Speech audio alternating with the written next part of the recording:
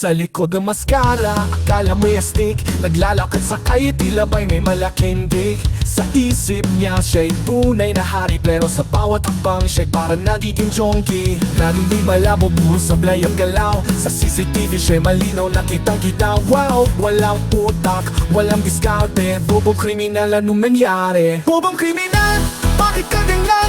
Laging nauhuli, parang batang naglalaro lang. Bobong kriminal, di ka pa nag-iisip. Sa bawat krimen mo, ikaw rin ang nahuhuli sa huli. Sa pagtakas niya'y lagi siya nadadapa. Hindi pa man nagsisimula, siya na'y natutumba. Pag nagtatago, palaging sa mali. Kaya madaling matatuan, parang asong galalang sa tabi. Sa pulis siya kilala na para pang best friend. Sa dami ng beses na nahuli siya frequent guest sa kulungan. Walang utak, walang diskarte. Bobong kriminal, anong nangyari? Bobong kriminal, bakit ka ganyan? Laging nauhuli, parang batang naglalaro lang. Bobong kriminal, di ka pa nag-iisip. Sa bawat krimen mo, ikaw rin ang nahuhuli sa huli. Bobong kriminal, di ka pa nag-iisip. Bobong kriminal, anong nangyari? Bobong kriminal, bakit ka ganyan? Laging nahuhuli, parang batang naglalaro lang. Bobong kriminal, di ka pa nag-iisip. Sa bawat krimen mo, ikaw rin ang nahuhuli sa huli. Bobong kriminal, bakit ka ganyan? Laging nauhuli, parang batang naglalaro lang. Bobong kriminal, di ka pa nag-iisip. Sa bawat krimen mo, ikaw rin ang nahuhuli sa huli. Papagkriminal, panahon na magbago sa maling landas. Huwag na magpakaloko lang. Bobong kriminal, di ka ba nag-iisip? Sa bawat krimen mo, ikaw rin ang nahuhuli sa huli.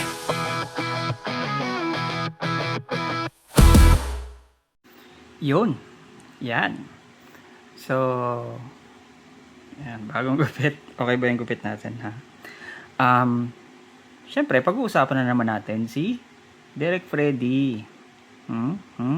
Yung kabobohan niya. Okay?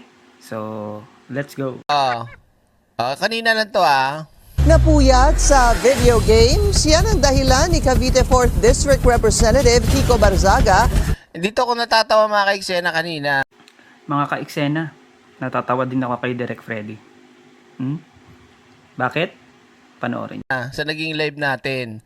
At sa balita nga. Isipin nyo, no? Didishit ka. Tapos gusto mo ng maayos at matinong pamamalakad sa gobyerno. Tapos yung iniidolo nyo, bukod sa loko-loko na, tingnan nyo nga, saan ka nakakita ng kongresista na inuna pa yung paglalaro ng computer at magpuyat? Nakakatawa ka, no, Derek? Eto ang clue ko sa'yo, Derek Freddy. Kilala mo ba si Mr. Asimo? Yung character ni Michael V? Yan yung clue. Mag-isip ka naman. Alas 9 ng umaga nagsimula ang pagpupulong ng Ethics Committee kung saan late dumating si Barzaga. At ang rason niya, Very busy last night. I was just playing games on my computer. Hoy, Derek Freddy, putol yung nasa bilyonaryo. So, papakita ko sa'yo yung hindi putol. I wasn't there. Couldn't have spoken. But why were you late, sir? Why were you late? Very busy last night. About, sorry. I was just playing games on my computer. Sabi na reporter, why were you late? Sabi ni Barzaga, we are busy last night. Sabi ng reporter, about what? Ha? Sabi naman ni Barzaga, naglalaro ako ng computer. Sarkasam yung sagot ni Barzaga doon, na naglalaro siya ng computer.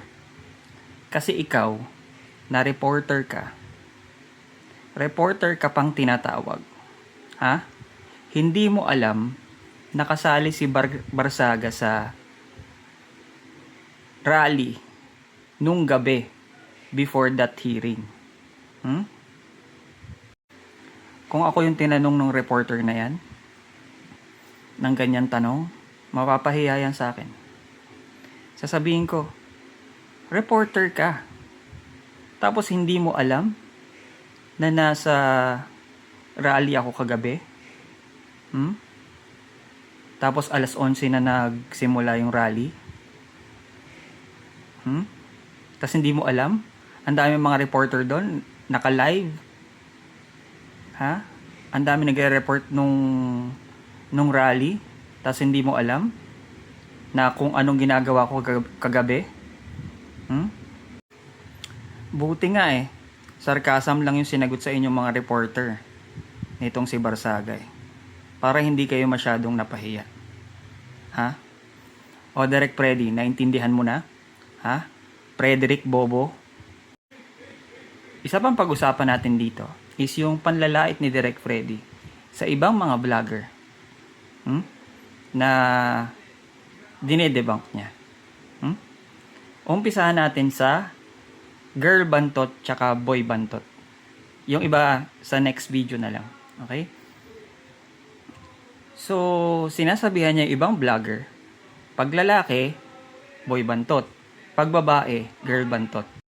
Sinasabi pa niya kay girl bantot, si Joey Cruz, sinasabihan niya ng mukhang labandera. Hoy, Direk Freddy. Ano naman kung mukhang labandera? Pangi-insulto na ba yung itsura ng mga labandera ngayon? Parang ang yaman natin dati Ha? Mayaman ka ba nun? Nung elementary tayo? Halos lahat tayo mahihirap dun Bakit? Yung tatay ko, tricycle driver. Yung nanay ko, labandera. So, anong masama sa pagiging labandera? Napagtapos niya kami. Napagtapos niya kami magkakapatid. Anong masama doon?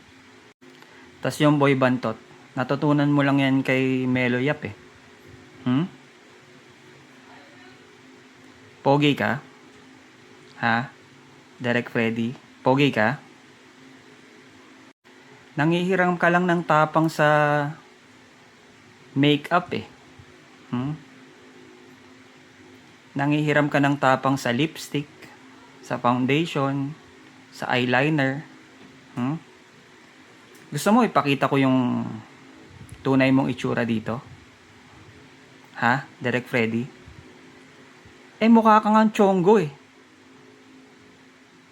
Alam mo yung yung movie na Sing? Yung movie na Sing? Meron doon mga oranggutan na magnanakaw ng bangko. Yun, kamukha mo yun. Oranggutan na magnanakaw ng bangko. Ganun ang itsura mo. Gusto mo ilabas ko dito? Ha? Yung itsura mo? Direk Freddy? Perfecto ka? Direk Freddy? Babay na. So yun lang guys. Good morning and God bless.